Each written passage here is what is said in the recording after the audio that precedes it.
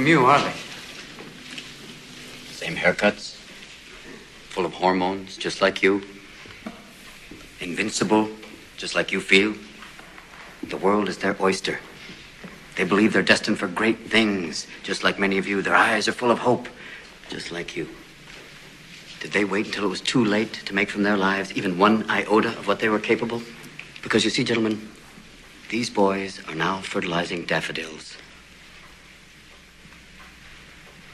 But if you listen real close, you can hear them whisper their legacy to you. Go on, lean in. Listen. You hear it?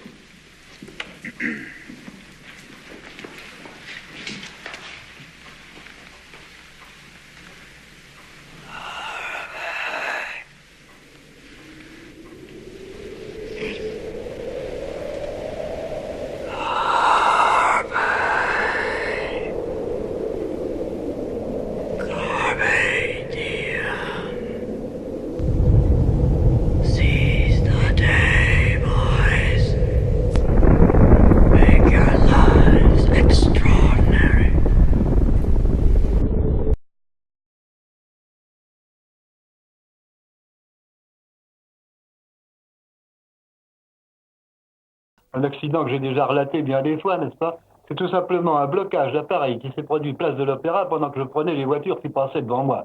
Et alors, tout à coup, l'appareil s'arrête, le temps qu'on le débloque. Naturellement, les voitures qui suivaient avaient changé de place. Et j'ai eu la surprise, après collage, de voir tout d'un coup apparaître à la place d'un omnibus Madeleine Bastille un corbillard avec la famille qui suivait derrière. C'était très drôle, évidemment. Ça c'était la même chose de crédibilité de tous les temps acculés à la haine je voudrais la démoléculer être l'électre des cités pouvoir débrancher tous ces faux pères qui poncent le cœur de nos frères qui dansent. Ah j'ai les boules occidentales oxydées sans détail elles s'orientent et s'étalent.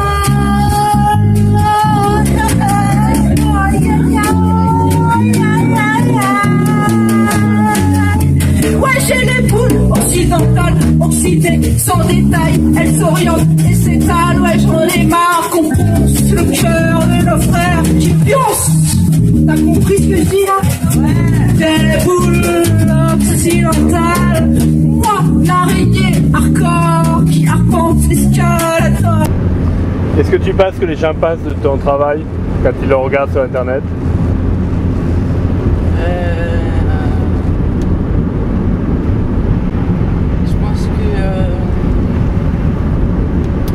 Je dois les toucher un petit peu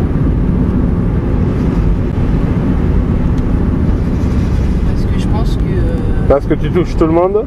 Ouais, d'une certaine manière, ouais, parce que à partir du moment où je pense que soit t'aimes ou soit tu penses que c'est de la merde, donc à partir du moment où même si tu penses que c'est de la merde, c'est que je t'ai touché, donc dans les deux sens, je pense que j'arrive à toucher, ouais. La Casa d'Irène, c'est que de la provoque?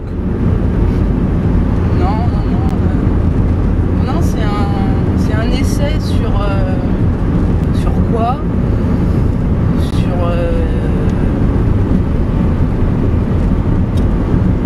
Sur le bordel qu'il y a dans ma tête, peut-être. C'est un essai sur ça. Je pars de moi pour aller vers l'extérieur. Donc tout la Casa d'Irène, la Casa... Ouais, la Casa, la maison qui est à l'intérieur de moi, ouais, effectivement.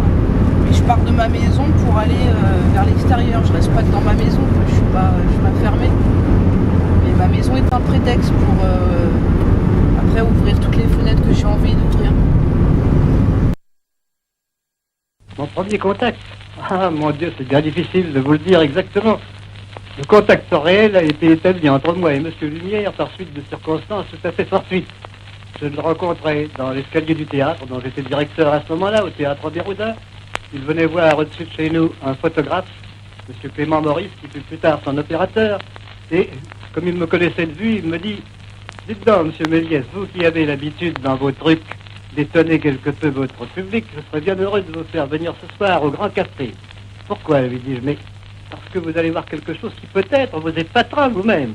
Vous y êtes allé, Mais vous avez été épaté. naturellement, tout ce qu'il y a de plus épaté. Au début, quand j'ai vu son appareil, n'est-ce pas, projeter des photographies immobiles en commençant, comme nous en faisions chez nous dans nos projections habituelles, que nous faisions à la fin de notre spectacle.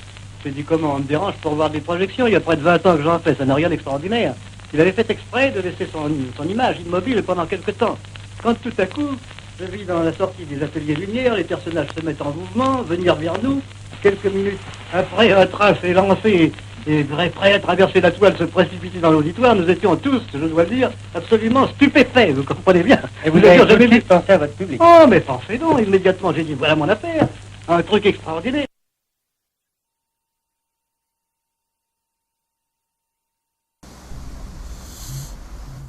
Bon, ben c'est bien, vous êtes arrivé jusque-là dans le vlog. Je vous propose maintenant un petit film qui date des années 30, je crois, qui a été réalisé par Ladislas Starevich, à la suite du roman du renard, pour expliquer comment se fabrique un film d'animation en volume, un film de marionnette. C'est un vrai petit bijou, un petit document que je vous propose. Merci.